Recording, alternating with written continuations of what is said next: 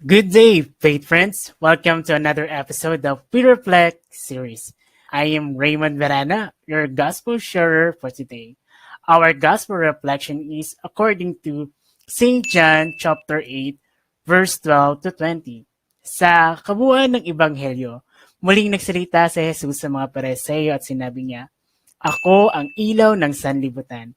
Ang sumusunod sa akin ay magkakaroon ng ilaw sa kanyang buhay at di nalalakad sa kadiliman." Siya'y tinanong nila, "Nasaan ang iyong ama?" Sumagot si Jesus, "Hindi ninyo ako kilala at hindi rin ninyo kilala ang aking ama. Kung kilala ninyo ako, kilala rin ninyo siya." For our reflection for today's gospel, let us ask ourselves these two questions. Una, ano ang liwanag para sa iyo? Ang liwanag daw ay isang bagay na pumapawi ng dilim o tumutulong sa mata upang makakita.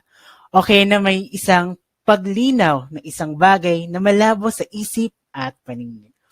Alam ko na may panahong nawawalan na tayo ng lakas ng loob at minsan alam na natin sa ating mga sarili na hindi naman natin kaya ang lahat. Kasi kung kaya natin ang lahat, bakit pa may Diyos? Ang maganda naman dito, di ba, minsan we acknowledge na hindi man natin minsan kaya.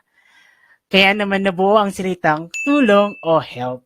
Hindi naman bonggang tulong pero mas simpleng bagay na suporta at pangunawa.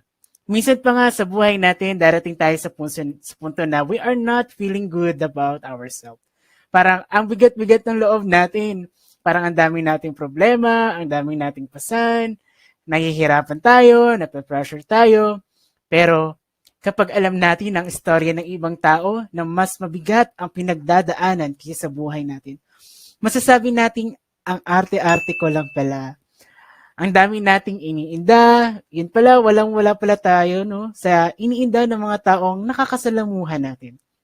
Kaya kung minsan, di ba, kung tayo ay nalulungkot, para na tayong niyayakap ng kadiliman. Hindi na tayo nakakapag-isip ng maayos, natatakpan o nababalutan tayo ng kadiliman. At pagdating sa konsepto ng liwanag, kailangan natin ng liwanag para pumawi sa bigat ng problema na ating pinapasan. Bilang isang Katoliko, ang liwanag ang Diyos. At ang dilim ay ang kawalan natin ng lakas ng loob, ng pananampalataya, ng pag-asa at ng ating problema. At dahil dito, kailangan natin ng Diyos. At dito papasok ang aking pangalawang refleksyon at katanungan, sino ang nagbibigay sa iyo ng liwanag?